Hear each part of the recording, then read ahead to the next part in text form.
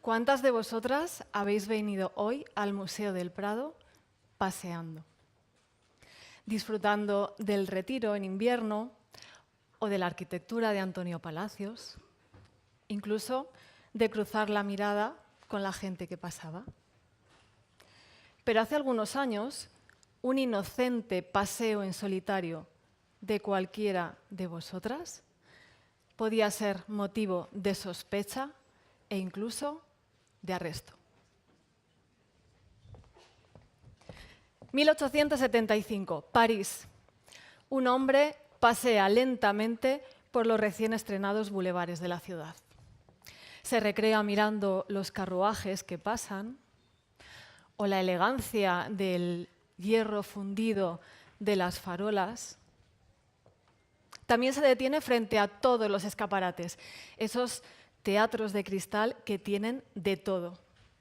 Libros, telas, relojes, colonias. Por supuesto, entra y sale de todos los cafés, donde puede hablar de política o leer poesía con ese sonido de fondo de las cucharillas. Esa figura que Baudelaire bautizó como el flâneur es el paseante. Un hombre que al salir al espacio público se siente como en casa. Él es anónimo, nadie le observa, y esa seguridad le da una sensación de libertad. Él es el narrador de su propia historia, puede escribir lo que ve y lo que siente y contárselo a los demás. Pero esa experiencia de París del siglo XIX era muy diferente para las mujeres. Ellas salían a la calle con el cuerpo tenso, porque caminar solas o detenerse sin ningún motivo las convertía en posibles prostitutas y podían ser detenidas sin necesidad de ninguna prueba. Para las mujeres salir al espacio público significaba ponerse en riesgo. Ellas no eran anónimas. Su presencia en ese lugar era vigilada y castigada. Por esa razón, sus pasos en la calle tenían que ser rápidos, tenían que tener un destino, o al menos fingirlo. Y nada de entrar solas a ningún café, porque su presencia sin un acompañante podía ser interpretada como provocación. Los mismos espacios que para los hombres significaban anonimato y placer, para las mujeres eran escenarios de exposición y de peligro. Afortunadamente las cosas han mejorado mucho en nuestras calles físicas, pero ¿cómo es la experiencia de las mujeres en las calles digitales? El nuevo espacio público. ¿Se parece en algo a lo que vivían las mujeres en el siglo XIX?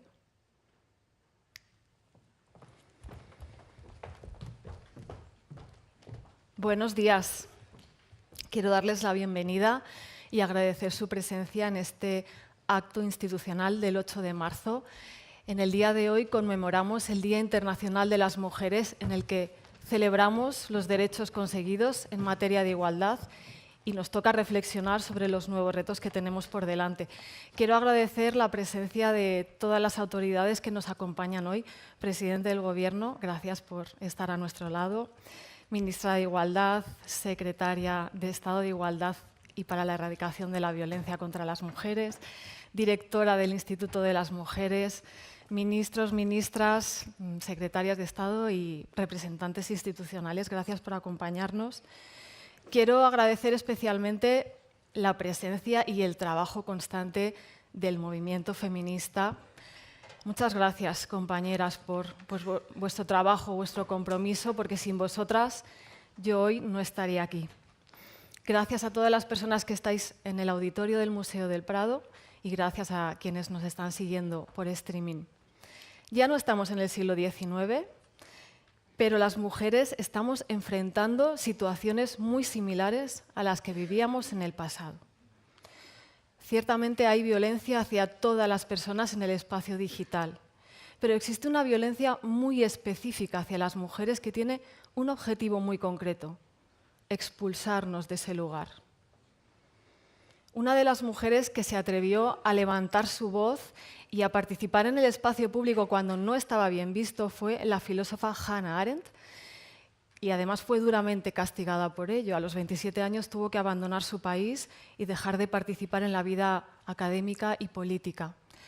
Hannah Arendt decía en su libro La condición humana que es precisamente lo que hacemos en el espacio público lo que nos define como seres humanos, porque es allí donde creamos nuestro propio mundo al margen de la naturaleza, a través de la acción de crear objetos. Sin embargo, lo que hacemos en el espacio privado, ese al que nos envían los haters, a fregar, a la cocina, son las tareas biológicas básicas: dormir, comer, resguardarnos del frío, lo mismo que hacen los animales en sus guaridas. Así que negar a las mujeres el acceso a participar y hacer uso del espacio público, sea físico o sea digital, es negarnos nuestra dimensión de humanas y de ciudadanas.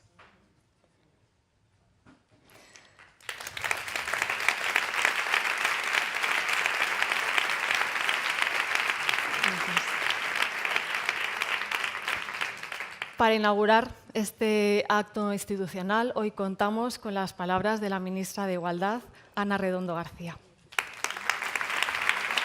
Gracias. Muchísimas gracias.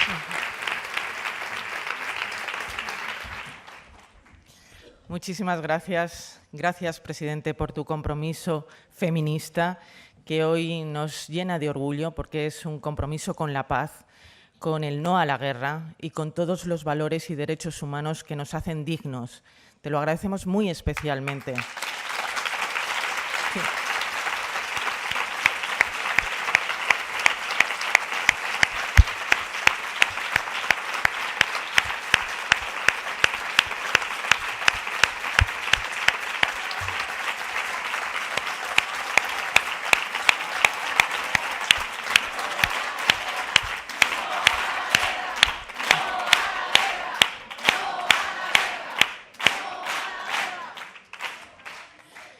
Gracias, por supuesto, a todas las autoridades, ministros, ministras que nos acompañáis, a los presidentes del patronato de este auditorio del Museo del Prado que nos acoge. Muchísimas gracias, porque efectivamente el feminismo es pacifismo. Y celebramos este 8M en medio de un contexto de violencia creciente, una violencia que amenaza con poner en jaque todo lo que habíamos construido desde la Segunda Guerra Mundial: el plurilateralismo, el multilateralismo, el derecho internacional, las bases de una paz duradera, de una resolución pacífica de conflictos. Todo eso parece que hoy está en el aire. Y la violencia genera violencia, eso lo sabemos, y la violencia tiene consecuencias terribles, especialmente para las mujeres y para las niñas. Y nada, absolutamente nada de lo que le ocurra a una mujer o a una niña que sufre en el mundo nos es ajeno.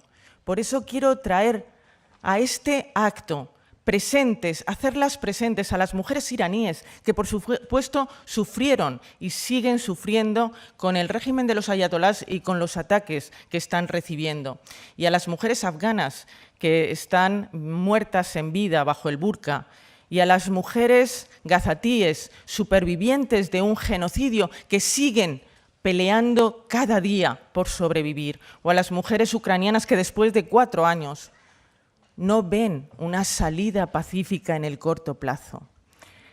Hacemos presentes a todas las mujeres que sufren y, por supuesto, también a las que sufrís en las redes sociales, a las que estáis sufriendo cada día esa amenaza machista, porque el odio en las redes es violencia física en las calles, y si no, que se lo digan a Sara Santaolalla. Esa violencia es real. Y debemos defendernos. Debemos defendernos con democracia, debemos defendernos con controles, y tenemos que ser conscientes de que lo que pretenden es callarnos, es amordazarnos, es disciplinarnos, es devolvernos allí de donde salimos, del ámbito de lo privado, del ámbito doméstico. No lo vamos a permitir porque no vamos a dejar que el pasado avance. Y mirad, a pesar de la violencia y a pesar de la situación que vivimos, quiero en este acto también reivindicar la esperanza feminista y la alegría de ser feministas. Y con Carlota Bustelo creo que hay que poner énfasis en esta revolución pacífica del feminismo a lo largo de los años. Hace unos días celebrábamos que la Constitución española es ya la más longeva de nuestra historia. Y de la mano del artículo 14 y sobre todo del 9.2, que nos obliga a los poderes públicos a remover todos los obstáculos que impiden la igualdad real de oportunidades, hemos avanzado enormemente. De la mano y al lado del movimiento feminista, porque habéis sido desde el primer momento el motor del cambio, el motor de los avances feministas. Hemos avanzado en violencia de género, por supuesto, con leyes tan importantes como la Ley Integral o los pactos de Estado. Hemos avanzado en reducir las brechas, esa brecha salarial, esa brecha de empleo. Teníamos unos datos esta misma semana realmente esperanzadores, más de 10.300.000 mujeres cotizando a la Seguridad Social, con una brecha la más corta de la historia en materia de salarios, por la subida del salario mínimo interprofesional, por la subida de las pensiones. También hemos avanzado enormemente en la corresponsabilidad, con políticas tan importantes como esos permisos de paternidad y maternidad, la educación de 0 a 3 años, esencial, los planes de corresponsabilidad o la ley de dependencia. Y estamos más y somos más en política. Hemos avanzado en el ámbito y en el espacio público con leyes tan importantes como la ley de paridad. Claro que hemos avanzado y es gracias al esfuerzo del movimiento feminista de la mano de gobiernos que entienden que hacer política es precisamente seguir avanzando en derechos. Y fijaros, este año también, y tengo aquí a Javier Solana, celebramos el 40 aniversario de la incorporación de España a la Unión Europea, esa Unión Europea que es indisoluble de nuestro momento histórico, de nuestro pasado y de nuestro presente. Y entramos como la Cenicienta que salía de un régimen autoritario en el que habíamos sido consideradas ciudadanas de segunda, esas ciudadanas de segunda que ahora nos quieren en las redes, consumidoras sobre todo, no ciudadanas, pero salíamos de la dictadura como ciudadanas de segunda, como menores de edad que necesitábamos de la autorización paterna o marital para prácticamente todo, abrir una cuenta corriente, salir al extranjero, abrir un negocio. Y hoy, queridas amigas, queridos amigos, somos la Juana de Arco de la igualdad. Somos el 4º país en el índice europeo de igualdad y somos un referente en el mundo. Ayer con Giselle Pelicot, como decía el presidente, Giselle nos reconocía que estar en España era un orgullo para ella, porque este es un país de derechos, es un país de igualdad, es un país feminista. Hemos conseguido pasar de ser Cenicienta a ser una referencia en materia de igualdad. Y esto no gusta a la extrema derecha. Quiero decir que cada avance tiene un retroceso. Y este avance tan importante que habéis dado las mujeres, los movimientos feministas, de la mano de gobiernos que están implicados con la igualdad, desde luego tiene una respuesta. Y la respuesta no es otra que esta ola reaccionaria, que esta ola machista que pretende devolvernos a la caverna, que pretende devolvernos a tiempos de silencio, a tiempos de miedo y relegarnos a la esfera privada de donde ya hemos salido para no volver, compañeras. Por eso creo que es importante que seamos conscientes de nuestra responsabilidad histórica, aquí y ahora. Somos responsables de este momento y tenemos que alzarnos y tenemos que llenar las calles de esperanza, de feminismo, de igualdad, de democracia, con los acentos que queráis, con las discrepancias que queramos, pero convencidas de lo esencial, que no podemos dejar que el pasado avance, que no podemos dejar que la violencia avance, que no podemos dejar que la guerra avance. Y se lo debemos a quienes nos han precedido, como nuestra maestra, Carlota Bustelo, a la que reconocíamos hace unos días con la Gran Cruz del Mérito Civil, pero sobre todo queridas amigas, queridos amigos, compañeras y compañeros de viaje, se lo merecemos, se lo debemos a las que vienen detrás, a nuestras hijas y a nuestras nietas. No van a encontrarse un mundo peor. No podemos dejar que un mundo peor sea el que vivan y el que padezcan. Por eso, porque es nuestro momento, porque es nuestra responsabilidad, no vamos a dejar que el pasado avance. Gracias.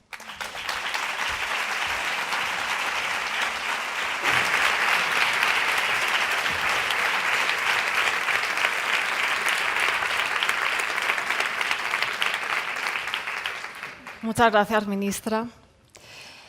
Bueno, yo quiero compartir mi experiencia en el entorno digital. A ver si me pueden poner la primera diapositiva. Ahí estamos. Yo como creadora de contenidos audiovisuales, Internet me parecía un espacio magnífico para poder aportar a la cultura, alzar la voz, compartir mi trabajo.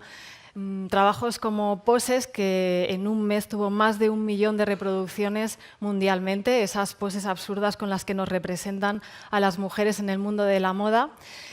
Y aquello era maravilloso porque empecé a recibir poses anónimas de mujeres de todas las partes del mundo que me enviaban poses que encontraban. Es decir, Internet era un lugar de encuentro, realmente de intercambio de contenidos, de libertad de expresión y de movimiento social en muchas direcciones.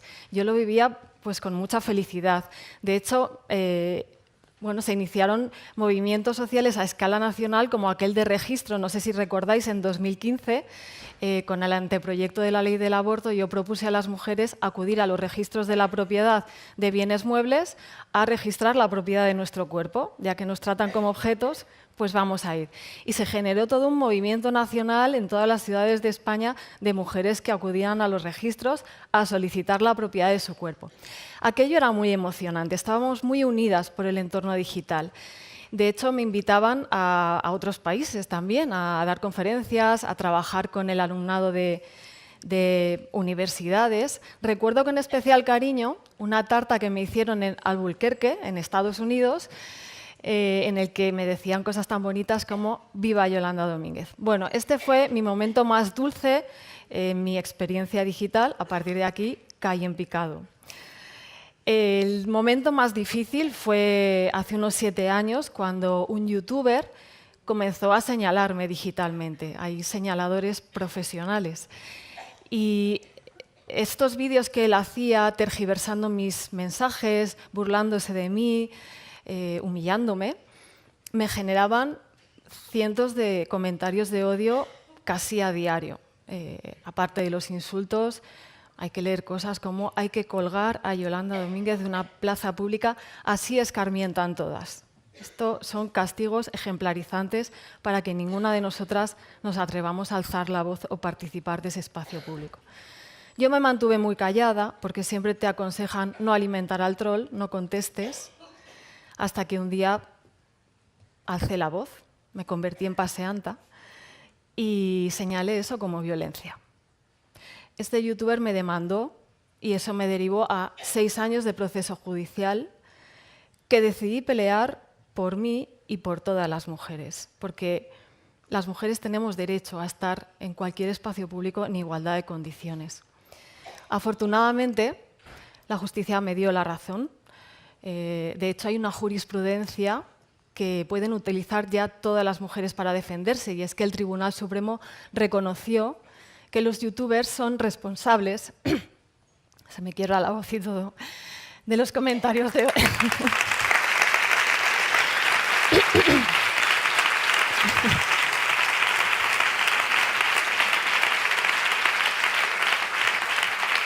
Muchas gracias. Los youtubers son responsables de los comentarios de odio vertidos en sus canales, aunque no los escriban ellos. Una victoria feminista contra la machosfera. Pero yo no soy un caso aislado, no soy la única persona que sufre estos ataques. De hecho, las estadísticas nos arrojan datos escalofriantes. El 73% de las periodistas ha sufrido violencia digital. En el 30% de los casos, su respuesta es la autocensura. En el 38% de los casos intentan volverse menos visibles, rechazan aparecer en retransmisiones en vivo o utilizan seudónimos para poder camuflarse dentro de ese ecosistema digital. En el 20% de los casos dejan de participar completamente en el espacio digital. Y en el 20% de los casos han sido atacadas físicamente y maltratadas derivado de ese ataque digital. Quiero decir que, aunque el maltrato físico es importante, no podemos pensar que el maltrato digital no lo es. No podemos normalizar ningún tipo de maltrato. Para escuchar testimonios en primera persona y escuchar a las mujeres profesionales que investigan sobre este ámbito, quiero invitar a que se acerquen al escenario a Elena Reinés, Pastora Filigrana, Silvia Semencín y Laia Serra. Un aplauso.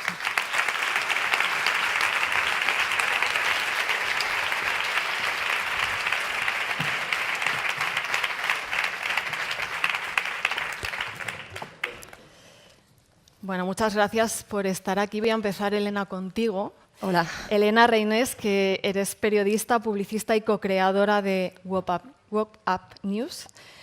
Y has recibido muy recientemente una ola de ataques en el entorno digital. Decidiste dejar unos días de lado ese entorno. Y lo primero que quiero preguntarte es cómo estás tú como persona, como profesional, y también, bueno, si crees que esa forma en la que funcionan las plataformas digitales, que dan más visibilidad al odio, al enfrentamiento o a los contenidos estereotipados, nos está afectando a las mujeres. Bueno, lo primero que me gustaría decir es que la violencia digital en las redes sociales no es algo que deriva, ¿no? Algo secundario que deriva de lo que viene a ser Internet. Es una estructura organizada de poder. Cada mujer que se expone al espacio público, cada periodista, cada creadora de contenido, cada política, ¿no? Que aquí tenemos hoy muchos, recibe insultos. A una niña de 16 años que está en TikTok, recibe insultos, recibe violencia sexual, recibe campañas de difamación, incluso campañas donde se le desea la muerte. Y esto no es algo que ocurra con los hombres. Yo misma he tenido que parar porque cada vez que cogía el móvil, que es mi herramienta de trabajo, tenía cientos de mensajes donde se me deseaba la muerte y donde me decían que tenía que aparecer colgada de un puente o directamente que me suicidara. Y esto no son cosas de redes, esto es violencia. Los fascistas, porque llamémoslo como lo que son fascistas, usan estas estrategias para disciplinar a las mujeres y para dar ejemplo a todas aquellas que igual querrían hablar. Y quiero decir hoy, ya que estamos aquí, que no usan esas estrategias contra nosotras porque seamos débiles, al revés. Las usan porque tienen miedo, porque estamos en todos los espacios públicos donde antes solamente estaban ellos, porque estamos en las redes sociales, estamos en el gobierno, estamos en las instituciones, estamos en los medios y antes estaban acostumbrados a hablar solos y quieren volver a esos tiempos. La pregunta aquí no sería si las redes sociales nos están afectando a nosotras como mujeres, la pregunta aquí sería si vamos a dejar que estas personas, estos fascistas, dominen un espacio público que son las redes sociales a base de amenazas y a base de gritar más alto y a base de ejercer el miedo. Yo tengo claro mi respuesta. ¿Y crees que el hecho de que las plataformas visibilicen más ese tipo de contenidos también juegan en nuestra contra, en contra de las personas que queremos crear propuestas constructivas, entendernos, dialogar?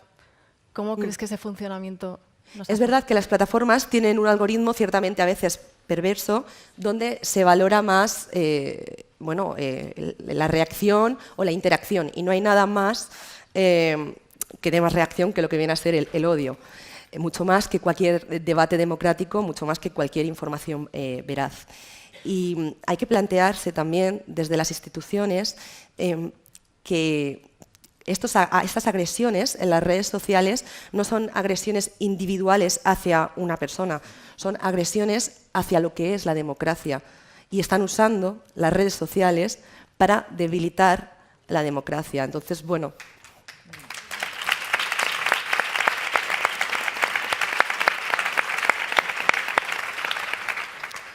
Pastora Filigrana, eres abogada y directora jurídica de la Fundación Contexto y Acción. Somos conscientes de que hay grupos de mujeres más vulnerables que otros y quería preguntarte cómo están afectando estos movimientos antidemocráticos, como ha dicho Elena, a los movimientos feministas y antirracistas, concretamente. Bueno, es que lo que ocurre en el espacio digital, en redes sociales, yo creo que todo el mundo ya sabemos lo que es. Son discursos de odio organizados, coordinados, monetizados, al servicio de la ultraderecha de este país, o me atrevería a decir las derechas de este país, que están apuntando lo que ya sabemos, a grupos históricamente vulnerables. Pero también hay una especial beligerancia de estos discursos de odio, que cuando hablamos de discursos de odio son llamamientos explícitos a la violencia, a la discriminación y al hostigamiento. Hay un discurso muy encaminado a la disidencia política, aquellas personas que se sitúan, por ejemplo, el movimiento feminista, o cualquier persona que se sitúe en lo que llamamos la izquierda o en una posición crítica. Cuando son mujeres, ¿no? como nos está afectando, cuando son mujeres las que toman esa voz pública desde un espacio disidente, crítico o de izquierda, lo que vemos es una especial virulencia, o sea, golpean dos veces, castigan doble, el doble castigo que siempre venimos señalando. Castigan dos veces porque castigan, como por ejemplo el caso de Elena, la posición ideológica, pero castigan también el incumplimiento del mandato de género, como tú bien decías, del recato o de que no estés en tu casa dedicándote a lo que te tienes que dedicar, ¿no? O sea, el castigo es doble. La violencia o la virulencia de estos discursos lo que vemos es sobre todo muy sexualizado, amenazas explícitas al derecho contra la indemnidad sexual, contra la libertad sexual, o sea, directamente, y eso solo ocurre, como bien dice Elena, a las mujeres. Cuando además son mujeres racializadas o de origen migrante las que toman esta voz pública, aún es más violento, porque la humillación y el desprecio también conlleva al grupo del que forma parte. Entonces, ante esto, bueno, denunciamos, ¿no? El acompañamiento que hemos hecho a Elena Reines o a Sara Santolaya, denunciamos estos discursos, pero sabemos que nos estamos encontrando muchos obstáculos tanto en las plataformas contra los tribunales. Solamente una última reflexión, decir, sabemos que todas las que estamos aquí, o muchas de las que estamos aquí, somos mujeres feministas militantes y sabemos que existen unas violencias mucho más explícitas que la que estamos tratando hoy. Sabemos que existe la trata laboral, la trata para fines de explotación sexual, la explotación laboral de las mujeres más pobres, sobre todo de origen migrante y racializada. Pero eso no quita que no sea importante lo de hoy. ¿Por qué? Por dos cosas, y de verdad me callo y cumplo los 3 minutos. Por dos cosas, y es estratégico defender a las Elena Reines, ¿no? o a las Yolanda. Porque al acallar estas voces también están acallando la visibilidad de otras injusticias que están más graves y otras violencias cada vez más graves a mujeres que lo tienen más difícil. Por eso la voz de Elena importa, o la voz de Yolanda importa especialmente estratégicamente.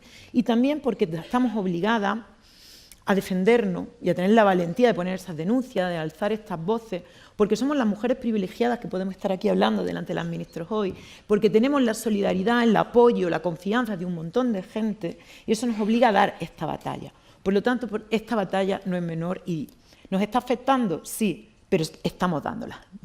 Muchas gracias.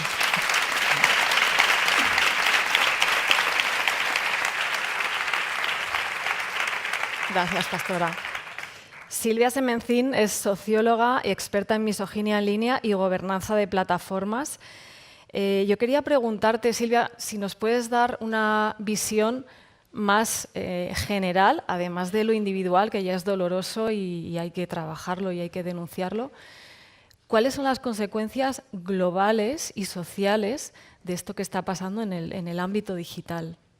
Bueno, yo como investigadora, activista y también superviviente como muchas de nosotras de violencia digital y siendo italiana y trabajando mucho a nivel internacional, os puedo contar hoy que evidentemente esta violencia no es solo nacional española, sino que la podemos ver a nivel global y que por los últimos datos que tenemos, pues son 60% las mujeres en todo el mundo que han vivido algún tipo de agresión digital, que sabemos tiene muchísimas formas. Pues entonces yo creo que tenemos que desplazar el foco de lo individual a lo político y entender que estas agresiones no son simplemente un conjunto de agresiones individuales, sino que forman parte de una agenda política que es ahora mismo la que está puesta en marcha por la Silicon Valley, que va de la mano con las agendas de extremas derechas de Estados Unidos y también de Europa, en que básicamente, como decían las compañeras, pues se está poniendo en marcha la idea de silenciar a las mujeres, callarnos y controlarnos, ¿no?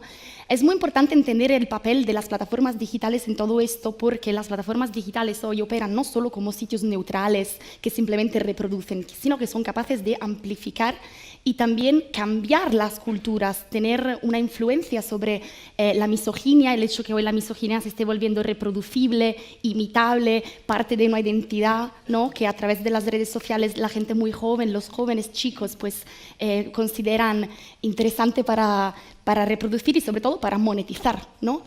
Y entonces, a partir también del papel de los agentes como las plataformas digitales, yo creo que también entendemos cuáles son las soluciones políticas, es decir, no solo culpabilizar o responsabilizar a los agresores individuales, sino también intervenir en las leyes que tienen que ver con las plataformas digitales, porque hoy en día estamos enfrente de un enorme movimiento de lobbying por parte de esas plataformas para volver atrás con lo que tenemos en reglamentación europea. Y entonces, pues ahí yo creo que el feminismo, y bueno, España en ese sentido es una voz bastante única, ¿no?, en el mundo para intentar pues frenar todo lo que está pasando y la vuelta atrás con las plataformas. Muchas gracias. Gracias. Gracias, Silvia.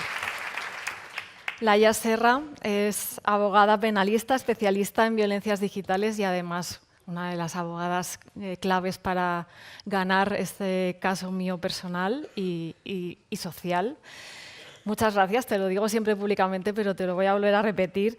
Tú llevas como abogada, además, no solo el mío, varios procesos judiciales de mujeres que están siendo, curiosamente, demandadas por no son ellas las que ponen demandas, no somos nosotras las que estamos demandando cuando debería ser así. Son mujeres a las que tú estás defendiendo como demandadas. Cuéntanos un poco cuál es la situación judicial de este conflicto.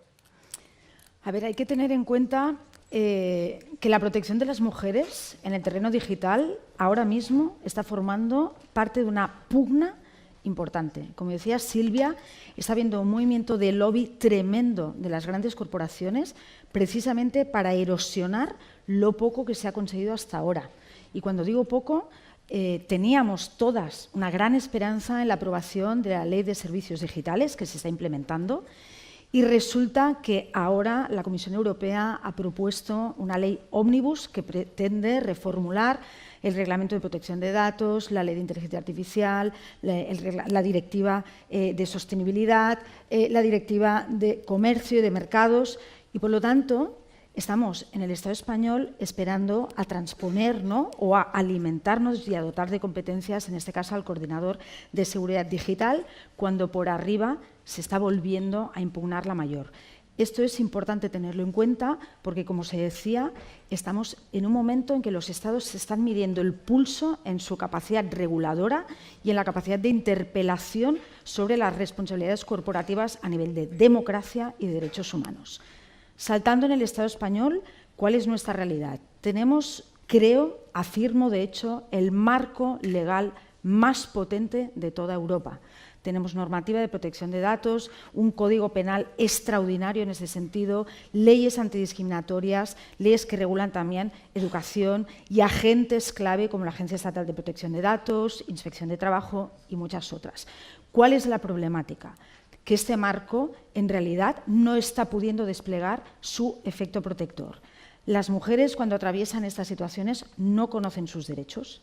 Las profesionales que acompañamos a las mujeres tenemos una extrema dificultad en saber cuál es el itinerario útil, porque no hay un engranaje, no ha habido una tarea de complementación en la que yo pueda decir, Yolanda, el camino efectivo a seguir es este.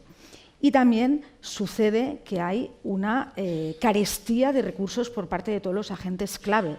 Cuerpos policiales no tienen suficientes medios para hacer frente y para investigar adecuadamente. Fiscalía tiene unos agentes especializados, pero son limitados, no llegan a absorber toda, digamos, la contienda que se está judicializando y, por lo tanto, tenemos también la necesidad de revisar toda una serie de figuras jurídicas, por ejemplo, y lo digo así como ejemplo muy práctico, ahora, hoy en el Estado español, no hay la posibilidad técnica de investigar y juzgar ataques colectivos digitales. El criterio que se está siguiendo es que por cada tuit o por cada publicación de un ataque global, la mujer va a tener que atravesar un procedimiento, uno en Cuenca, uno en Lérida, uno en Madrid y el otro en Ceuta. ¿Os podéis imaginar, desde el punto de vista victimológico, lo que esto supone?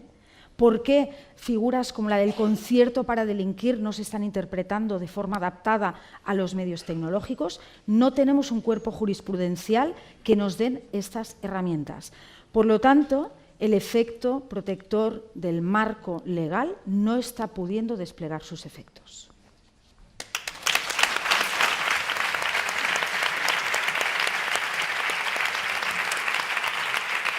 Gracias, Laia.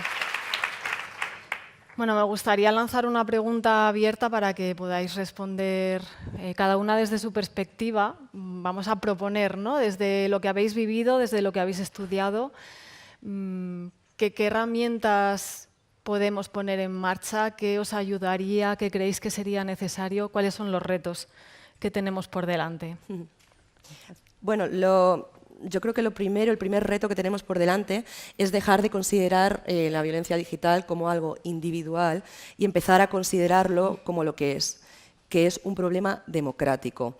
Porque, bueno, yo he tenido la suerte de que mi padre, que es historiador, me diera pues, todas las tardes y todas las noches lo que yo llamaba cuando era pequeña turra histórica. Entonces, bueno, pues él me contaba cómo comenzaban los procesos autoritarios, cómo se rebajaba el debate público, cómo comenzaba el señalamiento, y gracias a estas batallitas ahora sé que me enseñó una lección valiosa que es memoria democrática. Entonces, obviamente yo no he vivido la dictadura ni la censura, pero sé que lo que estamos viviendo ahora sí que es un intento de censura contra todas las mujeres, contra las creadoras, contra las periodistas, contra las políticas, y ya no se queda en el espacio digital, ¿no? Llega a las manos de manera física, como ha vivido aquí Sara Santaolalla y varias senadoras del PSOE. Entonces, yo creo que tenemos 3 tareas pendientes. La primera es dejar de considerar la violencia digital como algo de redes, porque no lo es. Las redes son un espacio público. La segunda es poner coto a las plataformas, y la tercera, y ya termino, y me vais a permitir que me dirija en este caso al presidente del Gobierno, porque no sé si te voy a tener alguna vez más delante. Entonces, se debe proteger a todas las mujeres que se exponen al debate público, porque quienes no creen en la democracia están usando las redes sociales para expulsarnos. Y no se nos debe expulsar a nadie, y mucho menos a las mujeres, de cualquier debate público mediante amenazas, porque si dejamos que el miedo gane, ganan ellos.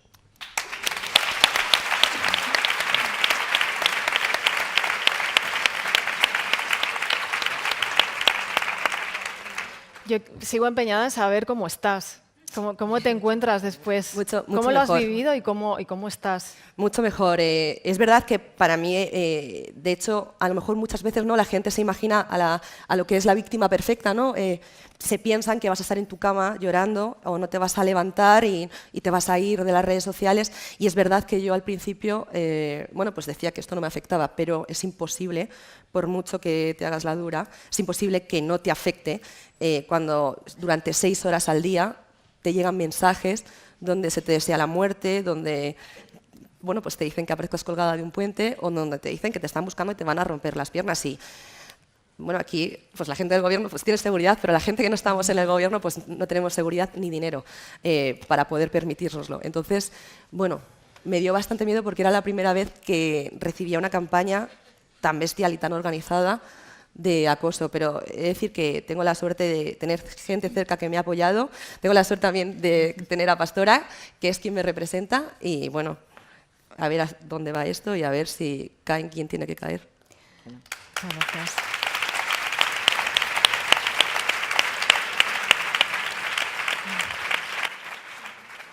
La lista de deseos, Yolanda. Lista de deseos, estamos delante aquí para de parte pedir. del Gobierno, la lista de deseos. Apunten.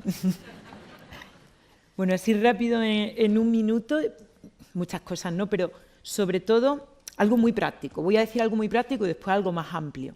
Lo práctico, sí necesitamos regular esas plataformas, señor ministro. Haga lo que esté en su mano, porque conseguimos judicializar los procedimientos, conseguimos la orden cautelar de retirada de este tipo de contenido, pero las plataformas incumplen. Ya hemos conseguido llevar al ultraderechista, al negador de la universalidad de los derechos humanos allí, casi al banquillo, pero nos encontramos este problema. Tenemos esperanza en la tramitación del proyecto de democratización de los servicios digitales, de verdad la tenemos, pero si no saliera, pedimos que encuentren ustedes la manera, la herramienta, la fórmula jurídica para que al menos la capacidad sancionadora del órgano coordinador funcione, porque si no es un desamparo y una impunidad que nos ata las manos, aun cuando conseguimos que lleguen estas denuncias, ¿no? Ese como deseo, ya que los tengo delante. Y después, bueno, lo que tenemos que intentar es acabar con esta cultura del odio que hay detrás de todo esto. Y eso requiere alianzas muy amplias. Yo siempre que me preguntan la receta la repito porque les creo en ella. Se necesita alianzas amplias desde los medios de comunicación comprometidos, desde las instituciones que estén dispuestas a comprometerse, desde los movimientos feministas, los movimientos sociales, los tribunales, las academias, los coles, las AMPA y la sociedad civil organizada. Y es ir a acabar con una cultura del odio, que es lo que subyace detrás de esto. Y eso nos va a requerir ponernos de acuerdo, mucho diálogo y mucha generosidad en los debates. Pero creo que la causa lo merece. Muchas gracias.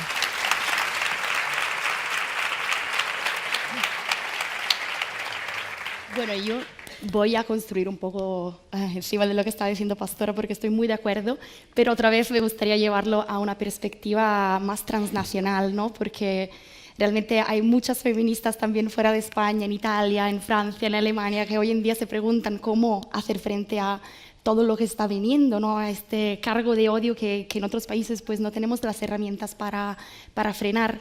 Entonces, una cosa que hace muy bien, por lo visto, la extrema derecha, ¿no? Es construir redes transnacionales. A mí me gustaría que estas redes también pudieran ser feministas y transnacionales y pudiéramos juntarnos todas las compañeras también fuera de las fronteras, porque la violencia no conoce fronteras. Y entonces ahí yo creo que podríamos también encontrar las soluciones para problemas que otra vez son globales, considerando que yo creo firmemente que el feminismo tiene que ser el bolígrafo con que vamos a reescribir las reglas de las grandes plataformas, porque en el momento en que reconocemos que la tecnología es política, ahí está nuestra clave para entender dónde entrar y cómo cambiarla. Se ha pensado durante mucho tiempo que estas plataformas fueran neutrales, ¿no? Simplemente pues, técnicas.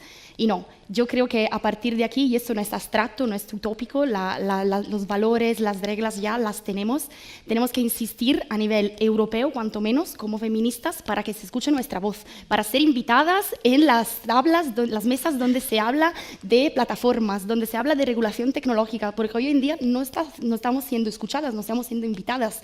Básicamente estamos en nuestra mesita para hablar de violencia de género y luego a los grandes se les deja hablar de inteligencia artificial, de plataformas. Ahí tenemos que estar. Entonces yo creo que la llamada es sobre todo, bueno, al gobierno para que siga luchando para nosotras y muchas gracias por hacerlo, incluso por parte del resto de Europa y para las feministas, las compañeras que podamos juntarnos. Gracias.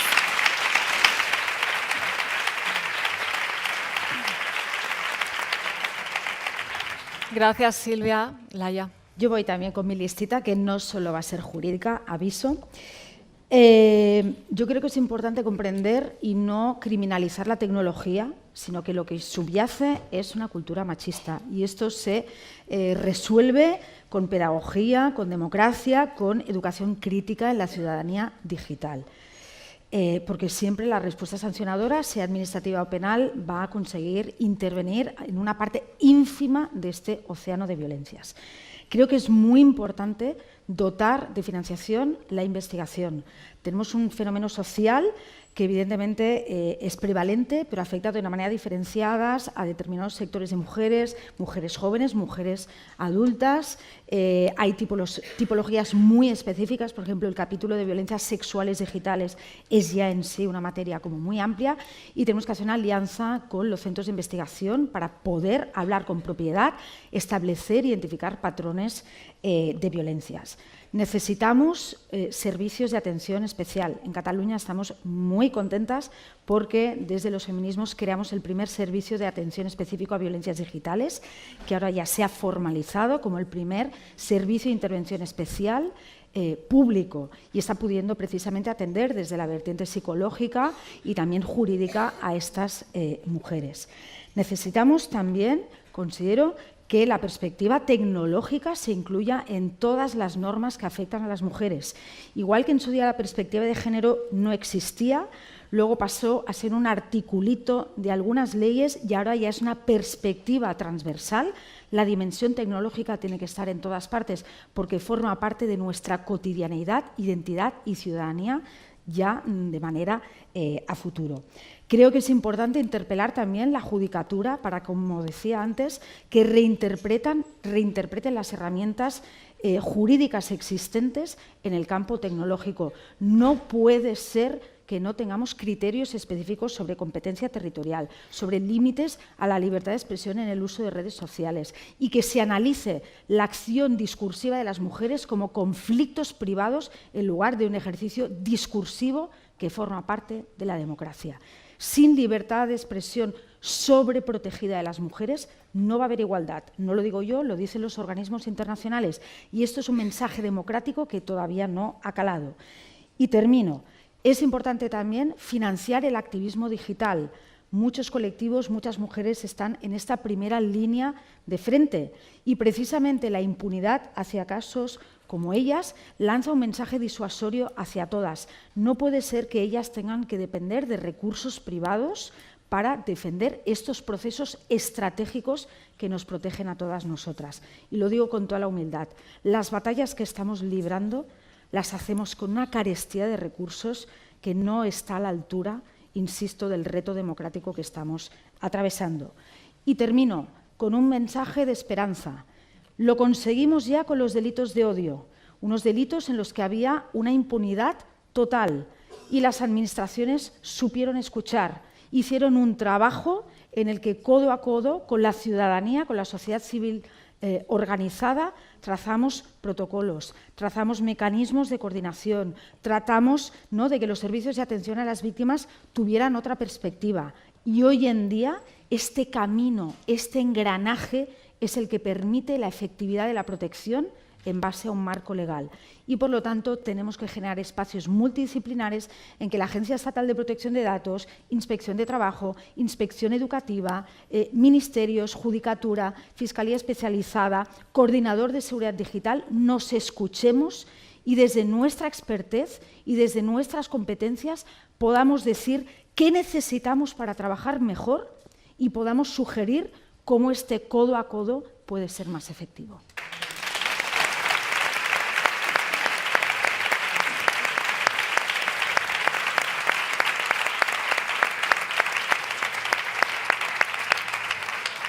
Bueno, pues tan solo me queda agradeceros vuestro trabajo, vuestro compromiso, mucho ánimo con esa exposición, mucho ánimo con esas investigaciones y con esos litigios estratégicos que también lleváis. Estamos muy bien acompañadas, hay que decirlo, y somos fuertes y estamos muy unidas. Gracias. Muchas gracias.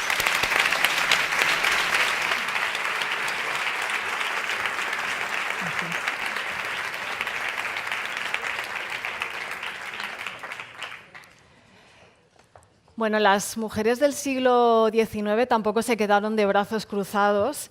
Las más valientes y activistas salían al espacio público a dar paseos para reivindicar ese uso del espacio público, que también es de las mujeres. Y a la entrada habéis visto a unas paseantas. Efectivamente, nosotras hoy tenemos a unas paseantas digitales.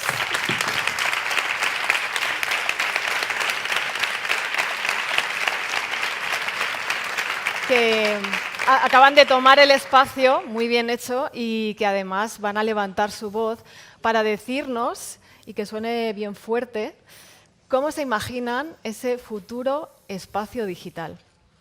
Bueno, yo soy Sara Santaolalla y me imagino un futuro digital sin miedo, sin que nos tiemble las manos cuando cogemos nuestro teléfono móvil, sin que los fascistas campen a sus anchas, sin que las mujeres tengan que abandonarlas, sin que las personas racializadas o las personas del colectivo LGTBI sufran auténtico pánico. Me imagino unas redes limpias de toda esta calaña y un espacio seguro para todas nosotras. Y por último, no a la guerra.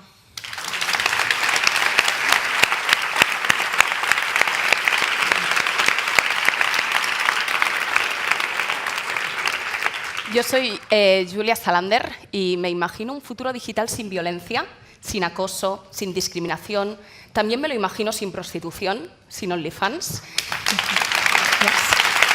Y esto es urgente.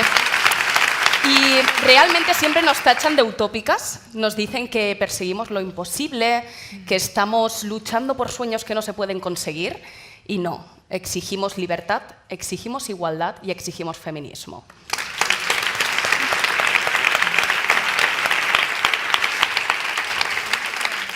Yo soy Albanta San Román y me imagino ese futuro digital, como estaban diciendo las compañeras, como un espacio público de todos y de todas, donde nos sintamos seguras.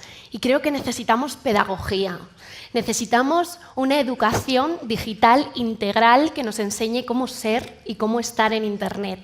Y así quizá algún día, por encima de la inteligencia artificial, estará la emocional.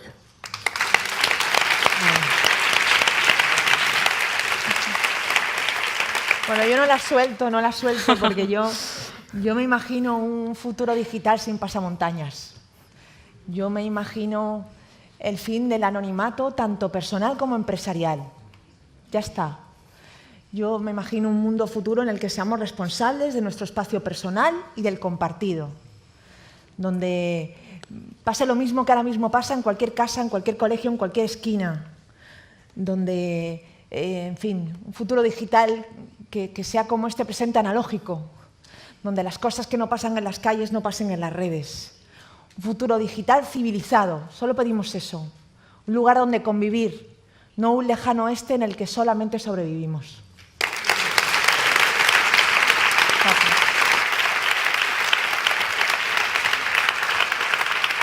Qué emocionante, me estoy emocionando, qué bonito que nos apoyemos y que estemos aquí a pesar de todo. Yo me llamo Carla Galeote y yo me imagino un futuro digital donde ninguna mujer, ninguna activista, ninguna persona del colectivo LGTB ni ninguna persona racializada, por opinar, ser o existir, vea mermada su salud mental o su salud física. Me imagino un futuro digital donde ninguna mujer, ninguna niña tenga que ver nunca más su cuerpo desnudo, sea una imagen real o una imagen generada con inteligencia artificial. Gracias. Bravas, bravas. Muchas gracias. Gracias, chicas. No puedo.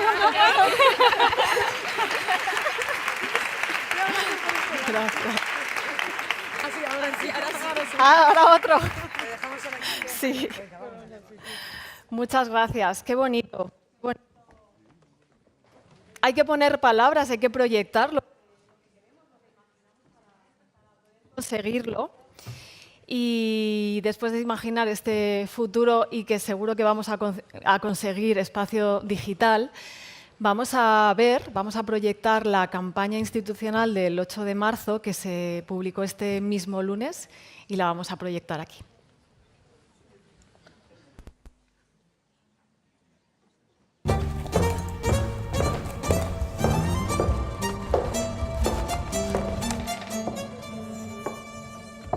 Uno. Las mujeres de alto valor cuidan su apariencia. Se esfuerzan por vestir bien, sin buscar llamar la atención. Con modestia. Van arregladas hasta para ir al supermercado. Dos. Las mujeres de alto valor son femeninas. Agradables, familiares y emocionalmente receptivas. Sí, vamos, ¿todas? Claro. Tres. Las mujeres de alto valor son exclusivas. ¿Saben que algo que puede tener todo el mundo no tiene valor? Mamma mía. Y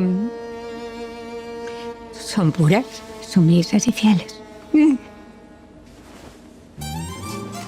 Este manual se ha creado a partir de publicaciones de 2025, aunque suene a 1950.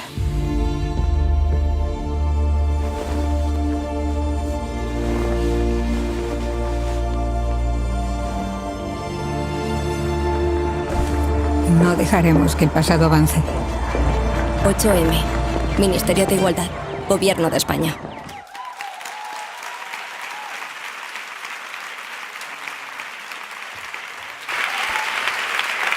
Gracias.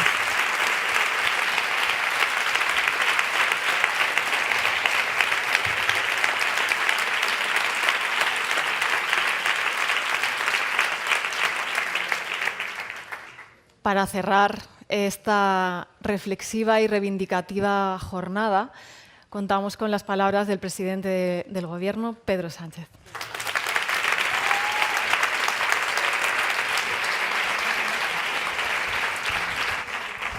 Bueno, muchísimas gracias, vicepresidenta tercera, querida Sara, ministra de Igualdad, Ana, ministras, ministros, director del Museo del Prado, presidente del Real Patronato del Museo del Prado, querido Javier, directora del Instituto de las Mujeres, autoridades, amigas y amigos. Se ha dicho antes, hoy nos reunimos para conmemorar el Día Internacional de la Mujer, que celebramos este próximo domingo, y lo primero que quiero hacer es daros las gracias a todas, ¿no? Gracias a todas las mujeres que estáis aquí, que representáis a muchas otras que no han podido acompañaros, a las que trabajáis desde lo público, aquí se ha reivindicado ese papel, pero también desde lo privado, desde lo social y también desde lo familiar, a las que habéis empujado, muchas veces sin reconocimiento, para que hoy vuestras compañeras tengan más derechos. No solamente habéis cambiado vuestro entorno más inmediato, sino que creo que habéis hecho algo mucho más importante, y es que habéis formado parte de algo mucho más grande. El feminismo, ayer precisamente la ministra de Igualdad y yo mismo compartíamos esta reflexión con esta gran mujer, ¿no? Giselle Pelicot. El feminismo es una causa universal. Según Naciones Unidas, solo el 14% de todas las mujeres y niñas viven en países con una sólida protección jurídica que garantice sus derechos más fundamentales. Solamente el 14%. Y más del 60% de los países carecen aún de leyes sobre la violación fundamentadas en el principio del consentimiento. Por tanto, estamos hablando de que los derechos de las mujeres y, por tanto, del conjunto de la sociedad siguen siendo frágiles, muy frágiles, en buena parte del planeta. Aquí también se ha explicitado en el mundo online, en un país tan profundamente comprometido con los valores feministas como es el caso de España. Precisamente por eso, por respeto a esos millones de mujeres y de niñas que sufren opresión en todo el mundo, como antes ha reivindicado la ministra Ana Redondo, no podemos aceptar que se invoque la libertad cuando conviene y se olvide cuando estorba. Los derechos de las mujeres y de las niñas, las libertades de los pueblos, nunca deben ser coartada para lanzar guerras que responden a otros intereses. Un argumento para bombardear otro país.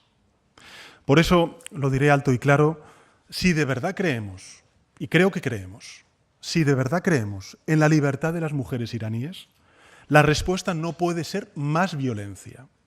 Tiene que ser más diplomacia, más apoyo a quienes luchan desde dentro y, por supuesto, más derecho internacional.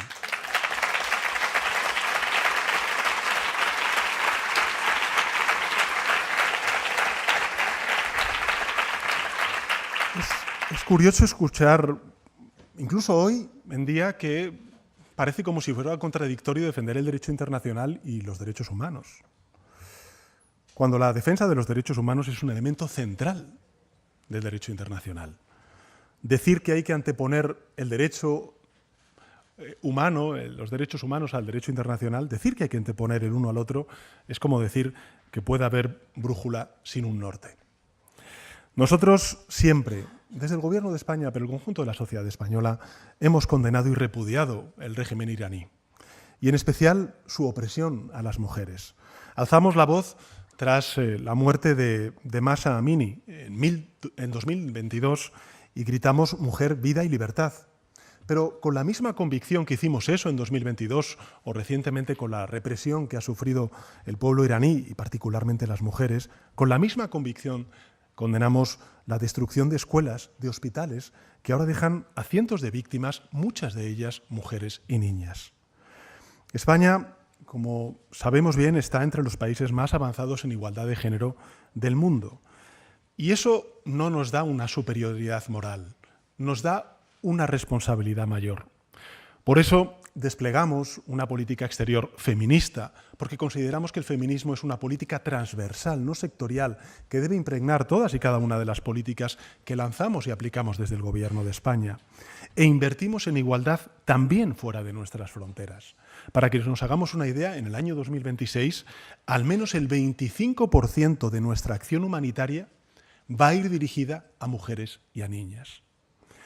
Porque, evidentemente, la igualdad no se impone por la fuerza, se construye con coherencia, con compromiso, apostando siempre por la paz, no por el odio y la miseria que traen los conflictos. Y también defendiendo el orden multilateral y el papel de Naciones Unidas. Recientemente, en cada uno de las guerras, de las crisis que estamos viviendo, de los conflictos, postergado, sino debilitado. Por cierto, un organismo, el de Naciones Unidas, donde creemos que ha llegado la hora de la igualdad con mayúsculas, la hora de que la próxima secretaria general de Naciones Unidas sea eso, una secretaria general y, por tanto, una mujer.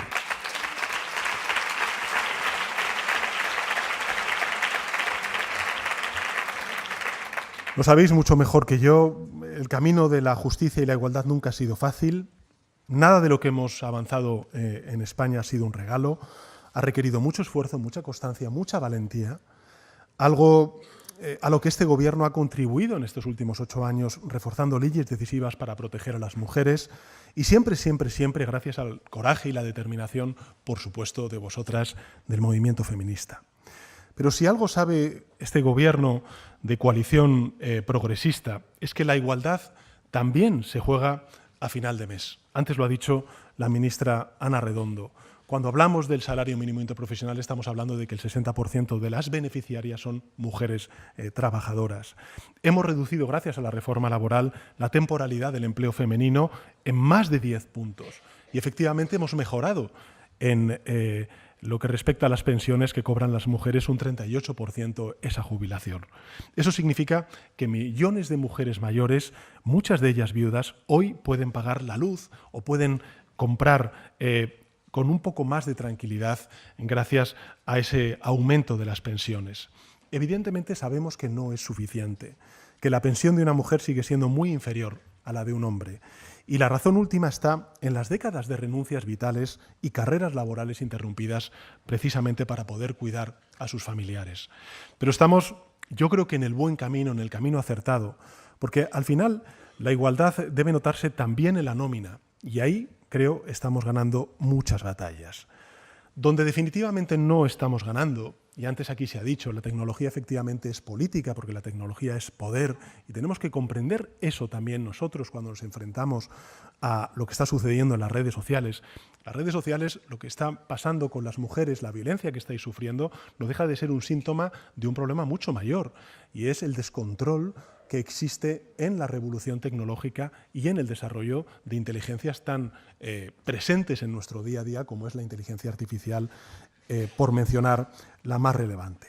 Por tanto, no estamos ganando esa batalla, nos queda mucha batalla por dar, es en algo que todos llevamos efectivamente en el bolsillo, que son las redes sociales, a través del móvil que tenemos en nuestros bolsillos, y en esas redes que tienen poco de sociales y se asemejan mucho a una suerte como de red física que te captura y te ahoga.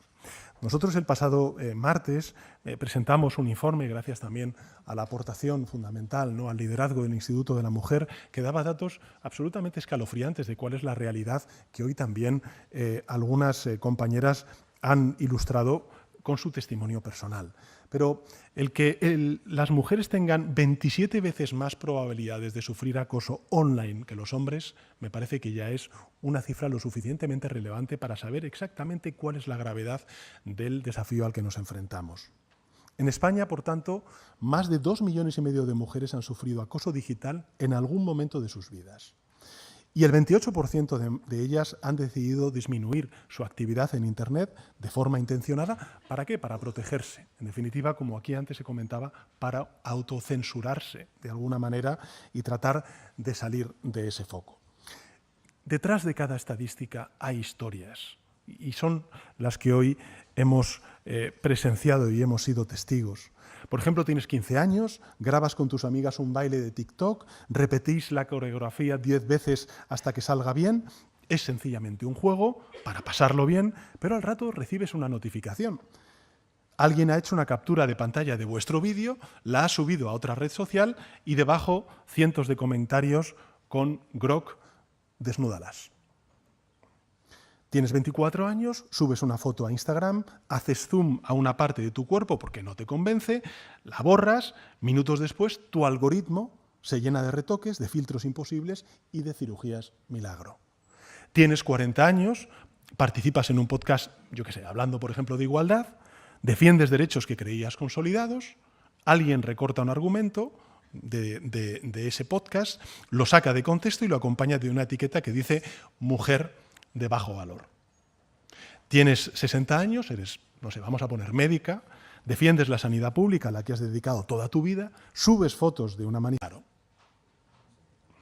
Son 4 edades, 4 momentos vitales, pero una misma constante, y es la convicción de que algunos tienen derecho sobre tu cuerpo, sobre tu imagen y sobre tu voz. De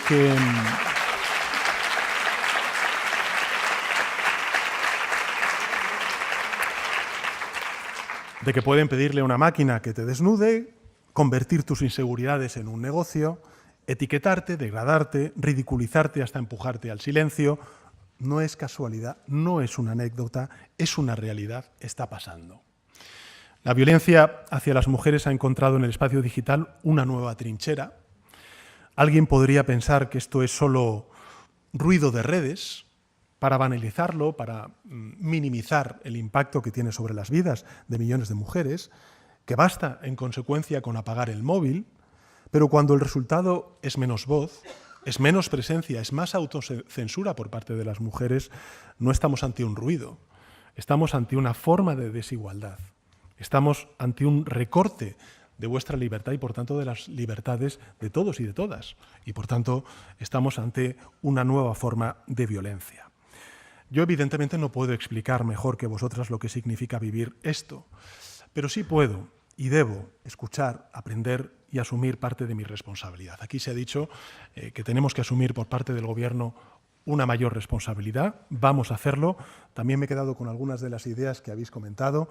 Creo que, en fin, sin ser experto, vamos a ponernos en contacto con vosotras para saber exactamente cómo podemos ayudar en ese camino para reducir al máximo las posibilidades de violencia digital que, por desgracia, sufrís muchas de las que estáis aquí presentes.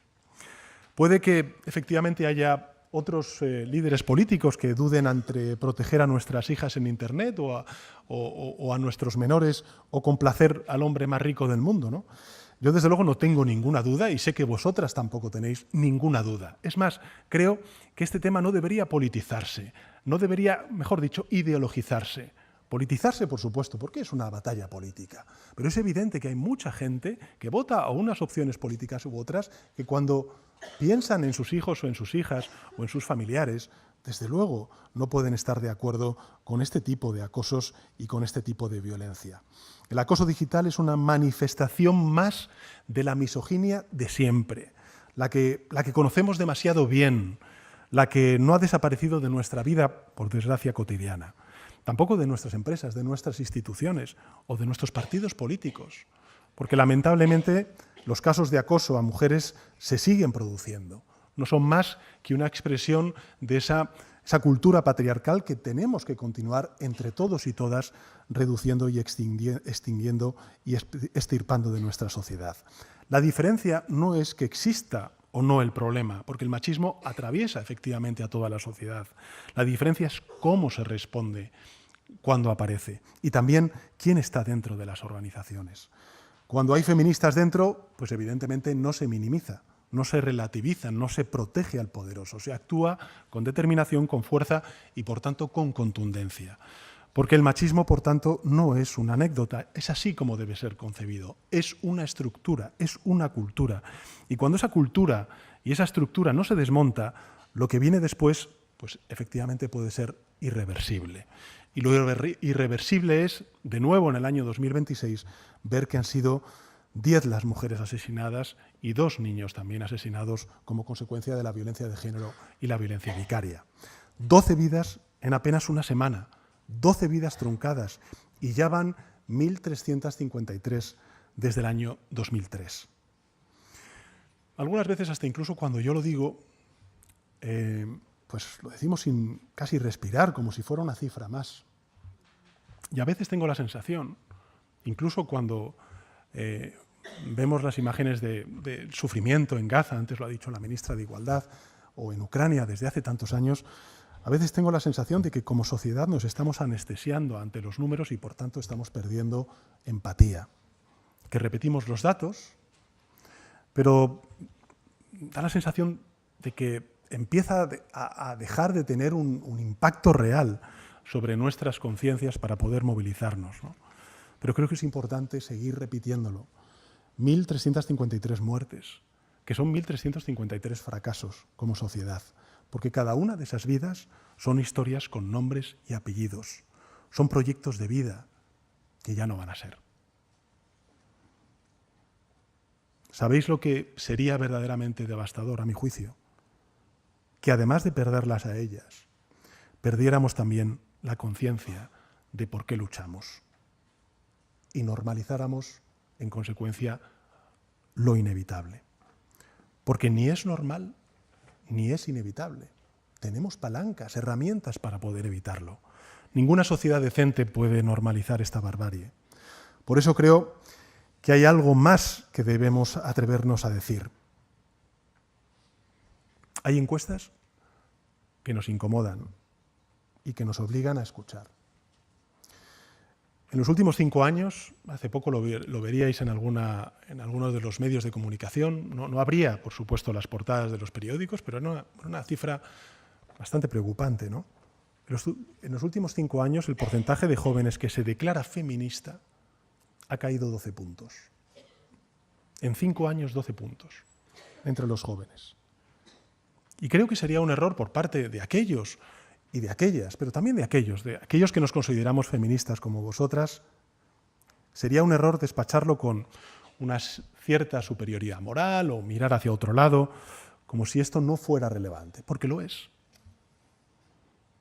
Porque efectivamente el movimiento reaccionario ha conseguido manchar una de las causas más nobles de la humanidad. Una causa que es sinónimo de igualdad, de justicia, de ampliación de derechos. No solamente para las mujeres, por supuesto, también, sobre todo y ante todo, sino del conjunto de la sociedad. Se ha repetido por parte de esta ola reaccionaria una y otra vez que el feminismo es odio hacia los hombres, que es privilegio, que es imposición ideológica. Y este ataque, por tanto, no es gratuito.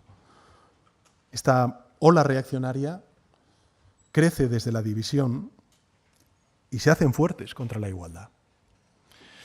Han hecho campaña contra esta palabra, contra la palabra feminismo. Y han logrado hasta incluso que muchos hombres la pronuncien con cierta desconfianza, incluso siendo personas comprometidas con la igualdad y con la causa feminista. Pero hay algo que no han conseguido y es borrar la realidad. Porque aunque rechacen la etiqueta, viven cada día en una sociedad que es objetivamente mejor gracias al feminismo. Por tanto, gracias a las asociaciones feministas y a vosotras. Muchos jóvenes que dicen yo no soy feminista, defienden principios feministas. Defienden que su pareja tenga los mismos derechos, que su hermana cobre lo mismo por el mismo trabajo, que su madre no tenga que soportar violencia o que sus amigas puedan volver solas a casa sin miedo. Eso es feminismo, aunque no quieran llamarlo así. Eso es feminismo.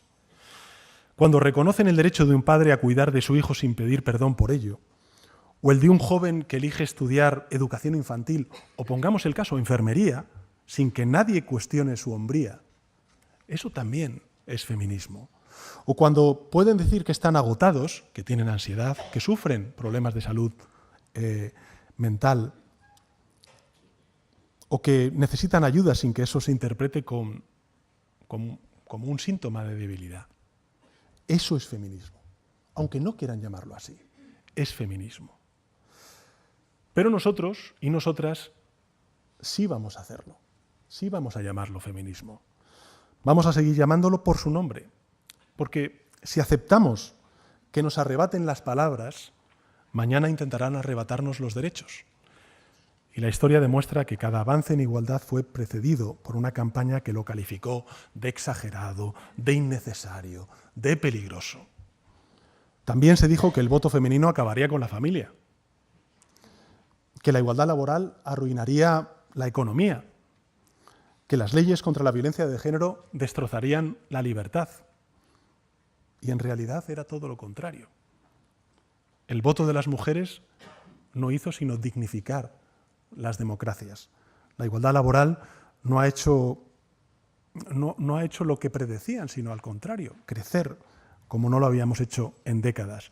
Y la lucha en España y de España contra la violencia machista no solo nos ha hecho más libres, sino que nos ha convertido pues, en un ejemplo para el mundo.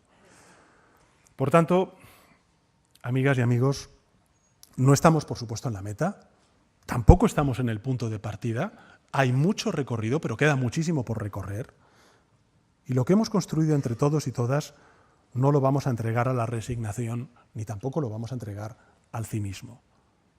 Por eso me gustaría concluir con un mensaje muy concreto y directo a los enemigos de la causa feminista.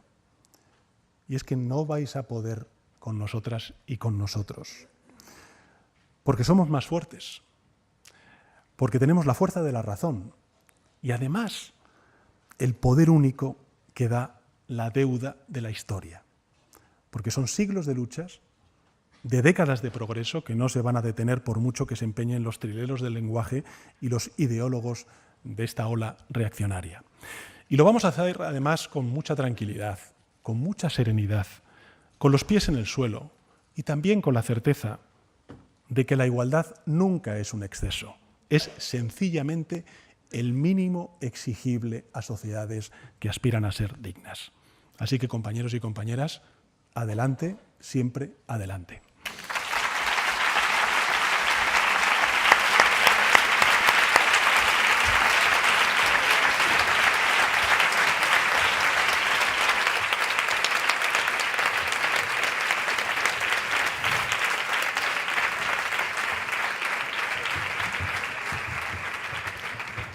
Muchas gracias, presidente.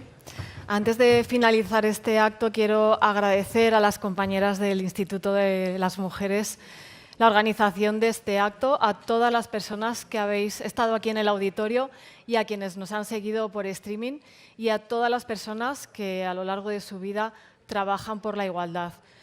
Nos vemos en las calles, sean físicas o digitales, pero siempre dueñas de nuestros pasos y libres para caminar. Muchas gracias. Gracias.